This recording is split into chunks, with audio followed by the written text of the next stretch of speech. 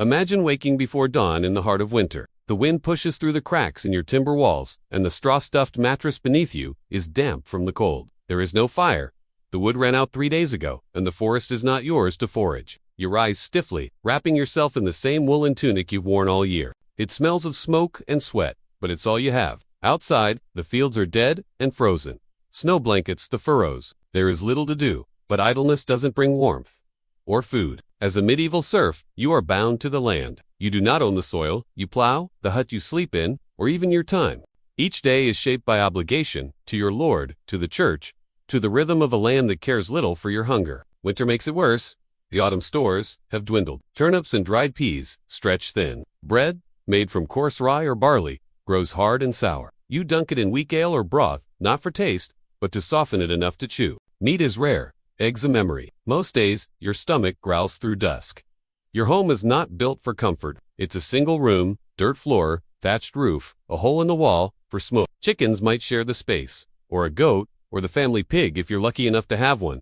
The mud floor never dries. The thatch above lets in rain. The hearth smolders, low, if at all. You sleep with your family, huddled together for warmth, your breath visible in the air. When one child coughs through the night, everyone hears it.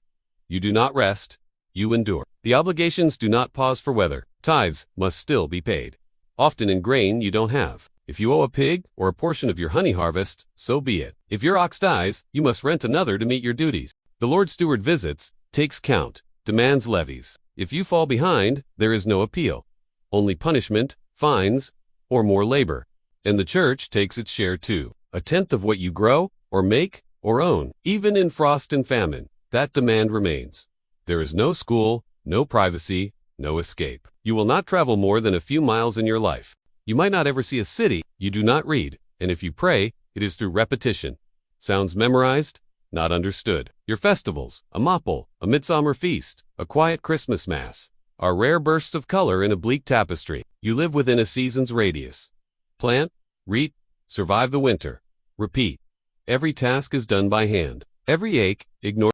Illness comes often. There is no doctor. A wise woman might offer herbs, prayers, or charms, but if fever rises or wounds fester, there is little hope. Children are lost. Mothers weaken. Old men vanish into silence. And still, you must carry water, chop wood, mend roofs, spin wool, tend livestock. The village needs you awake, moving, obedient. Even death must wait for chores to finish. Your world is not entirely without joy, but joy is quiet, humble. A child's laughter near the hearth, the smell of fresh hay, the rare gift of honey, the moment snow melts into earth, and you know, deep down, that spring is coming. These are the things you hold on to, not hope of change, but hope of endurance. The hardest part is not the cold, or the hunger, or even the sickness. It's the unchanging certainty of your station. You are born into mud and ash, and you will die there. The idea of upward movement, of wealth, of a future beyond this small plot of earth, that is not just unreachable, it is unimaginable. There is no ladder, only a wheel, and you walk its rut forever. And yet, the rhythm continues. You find comfort in routine, in shared burdens, in the cycle of sowing and reaping. You whisper prayers to saints whose names you cannot read. You sing songs while threshing grain. You tell your children that spring will come soon, even as snow creeps beneath the door. You live because others around you do too. The village breathes as one. In this segment, we do not romanticize peasant life. We sit in its silence. We walk its narrow paths, and we feel, for just a moment, the long ache of winter in a world without respite. By the late 14th century, the world of the English peasant was shifting. Not with freedom, but with pressure. After the Black Death cut down nearly half of the population, labor became scarce. Fields went untilled, manors undermanned, and suddenly, the people who once held no leverage found themselves needed. But rather than offer relief, the crown imposed new burdens. The statute of laborers fixed wages, forbidding peasants from charging more. Poll taxes followed. Flat taxes per head, hitting the poor hardest. You might have endured it all. The cold, the hunger, the labor, but this was different. This was a direct hand reaching into your hut, demanding coin you barely had. Whispers began, in the fields, in the alehouses, at the edges of mass.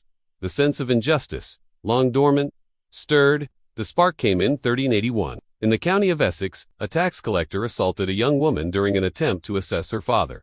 The village erupted. Men armed with sickles and pitchforks repelled the officials. Word spread quickly. This was not an isolated act of defiance, it was a beginning. Led by figures like Wat Tyler and the radical preacher John Ball, peasants marched on London. Their message was simple, that all men should be equal in the eyes of God.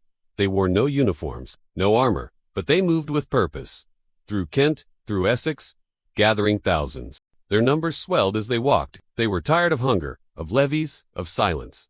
They reached London. The gates opened. Inside, they burned tax records, stormed the Tower, and executed officials viewed as traitors. The court was stunned. For a brief, burning moment, the kingdom tilted. The young king, Richard II, only 14, met with the rebels, promised them reform, promised them freedom. But promises are light, and rebellion is heavy. Soon after, Wat Tyler was murdered during a parley. The king retracted all concessions. Retribution was swift. Hundreds were executed. The dream of a freer life evaporated into smoke. And yet, something had changed. The memory lingered. The fear in noble hearts remained. Though serfdom would not end for another century, the revolt left a scar. It showed that those in mud could shake the halls of power, even if only for a breath. In this segment, we drift through the slow anger of a people pushed too far. We listen to their footfalls on dusty roads. We feel the moment a nation held its breath. The earth remembers what people forget. Beneath city streets, behind crumbling walls, and under quiet fields. It keeps its secrets, layers of clay and broken tile, fragments of pots, bone, and mortar. But in some places, the silence below is deeper, interrupted by wide, shallow pits filled not with tools or coins, but with the hurried remains of lives lost. Mass graves, trenches dug in desperation, the graves of the plague. The Black Death came to England in 1348. It arrived on ships, in bales of cloth, on the backs of fleas, in the breath of merchants. It moved silently at first, crawling through ports and trade roads, before blooming with terrible speed. Whole villages vanished. One by one, the churches filled with incense and prayers. And then, overwhelmed, fell silent too. Imagine yourself in a small town, the smell of wet hay and wood smoke heavy in the air. Then a cough, deep, wet, insistent, a fever that won't break. Swelling beneath the arms, at the groin. The skin turns dark. There are no remedies, no understanding, just fear. And then, the bells, tolling endlessly. At first, one a day, then 2, then 10, until even the bell ringers succumb. No one could keep up with the dead. The parish cemeteries filled. Families no longer gathered for burial. There were too many bodies and too much risk. Monks collapsed mid. Gravediggers abandoned their tools and fled. And so, pits were dug. Long, hasty trenches outside the town walls. No markers, no names, just layer upon layer of hurried farewell. In London, archaeologists have uncovered such sites, deep cuts in the soil, packed with skeletons. Some are arranged with care, others are tumbled, stacked, pressed together by time and weight. Many still bear signs of the plague, lesions in bone, remnants of coffin wood, tokens clasped in rigid fingers, saints' medallions, coins, scraps of cloth, clues to last hopes, and final rites. But beyond the bodies lie the echoes of a society. The plague didn't just kill, entire lineages vanished. Manors went unclaimed. Monasteries crumbled from within. Laborers, once abundant, were suddenly scarce. Fields overgrew. Roads grew quiet. And for those who survived, life became something unfamiliar. There were fewer mouths to feed, more land to work. For some, strangely, it was the beginning of opportunity. Yet, that shift did not come without mourning. Survivors lived in a world where memory haunted every alley. The midwife, the baker, the neighbor, all gone. Children raised by distant cousins, or not at all. Churches filled with silence instead of hymn. And always, the fear that it might come again. Indeed, it did. The plague returned, not just once, but in waves for centuries. But 1348 was the worst, the moment that reshaped a continent. Today, when we excavate those burial pits, we touch that moment. We hold the bones of a vanished time, and we listen. The archaeologist's brush becomes a quiet storyteller. The trowel, a translator of suffering. In each pit, a chorus of untold names. And through their silence, a lesson. That history is not only written in ink, but in earth, and ash, and sorrow. In this segment, we sit beside those burial trenches. Not as tourists at tragedy, but as companions to memory. We tread softly through the spaces where grief once overflowed, and we remind ourselves that even in mass death, each life was singular. Each loss, felt, each moment of burial, a final act of care in a world unraveling. Now, drift with me from the cold mud of a serf's hut to the polished wood and gleaming brass of the manor house, from the clatter of wooden clogs to the soft tread of fur-lined slippers, from the struggle of survival to the still, luxurious rhythm of leisure. We are entering the world of the medieval elite, a world as distant from the peasantess as candlelight is from starlight. Imagine the manor hall. The air smells of beeswax, polish, pine smoke, and roast meat. Walls are draped in heavy tapestries, not just for decoration, but to block the draft. Heraldic symbols adorn shields mounted above the hearth. A fire crackles in a vast stone fireplace, casting dancing shadows on the ceiling beams. The Lord is not merely a landowner. He is judge, protector, punisher, host. He is power incarnate in a world without recourse. And tonight, he feasts. Long trestle tables grown beneath platters of food, game birds roasted whole, trenchers of dark bread, spiced pottages, and fresh cheese, jellies molded into towers, tankards of ale, and cups of imported wine. Music hums from the corner, a lute, a harp, the low breath of a wooden flute. Servants glide silently. Dogs lie beneath the table, waiting for scraps. The Lord's guest, perhaps neighboring nobles, perhaps clerics or knights, laugh softly, their voices echoing off the stone. But behind the display is a world of rules. Every movement is measured, every glance noted. At the high table, the lord and lady sit slightly elevated. Seating order is political. Every dish served, every gift offered, every phrase spoken, a thread in a web of alliances and quiet power plays. The lady of the house, too, wields power. If quietly, she oversees the household, the kitchens, the linens, the servants. Her embroidery might depict saints or the victories of her husband's ancestors. She reads, perhaps writes in French or Latin.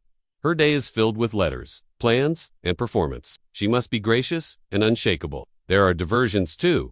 Falconry in the morning, a hunt through the woods, chess beside the fire, the reading of romances, tales of Arthur, of Charlemagne, of noble love and Christian virtue. Sometimes a traveling bard performs, or a fool jests for coin. But even these entertainments are calculated. A misstep, an insult, an offense taken, and favor can vanish. And still, the rhythm continues. The manor is not idle, it hums with labor, mostly unseen. Below stairs, in the kitchens, in the barns, dozens work to sustain the comfort above. Cooks rise before dawn. Maids scrub wooden floors with sand. Stewards account for grain and rent. Stable boys tend the horses. All of it supported by the toil of peasants outside the walls. Those we've already met. To them, the manor is a symbol of authority, wealth, and distance. They might enter once a year to pay tithes, or for judgment. They bow low, speak little, and remember their place. But the manor hall is not invulnerable. It creaks with ambition. Bros plot, cousins resent, alliances falter, and from time to time, revolt spills over its walls. And yet, for all its luxury, this life is not easy. The lord rides to war when summoned. He risks death in battle or dishonor in court. The lady endures childbirth without aid, and the danger of being widowed without protection. Their children might be sent away young, betrothed by age 12, never to return. Even the wealthy walk a narrow path. And so, the feast continues. Outside, snow drifts across the mews. Inside, candles gutter low, a servant pours wine. The steward calculates next month's grain time. The lord listens to a story about a lion and a knight, and somewhere, faintly bells toll the hour. In this final segment, we do not glorify the elite, but we examine their world closely, not as fantasy, but as fact, as a mirror of the world below. Larger, warmer, but no less shaped by duty, expectation, and the ceaseless march of the medieval clock. As our journey through medieval peasant life draws to a close, let us return for a moment to that quiet morning. The frost on the windowless wall, the soft breath of a child still sleeping, the clink of a pail against the wellstone. This life, so distant and unfamiliar to us now, was once the only world known to millions. It was not one of glory or grandeur, but of cycles, of survival, repetition, and quiet enjoyment. These peasants, bound by land, by duty, by the weight of expectation, rarely made it into the chronicles of kings. Their names are lost, but their footprints remain. In the sunken outlines of long-abandoned villages, in the crooked teeth of unearthed skulls, in the pollen preserved in thatch and timber, their stories whisper through soil and stone. And what do those whispers tell us? That even in the harshest winters, people found laughter. That beneath oppression, voices still rose in song. That hardship was not the absence of life, but life itself, unvarnished, raw, and real. Today, we live in homes warmed by quiet currents of electricity, with roofs that do not leak, and cupboards that are rarely empty. We sleep on soft mattresses, our nights lit by silent screens. And yet, behind it all, the rhythm of survival hums on, ancient, unchanged in its essence. So as you rest tonight, think not of castles and kings, but of the quiet world beneath them, of mud floors and moonlit prayers, of labor shared and burdens borne together, and perhaps let that rhythm, so slow, so patient, carry you gently into sleep. Good night.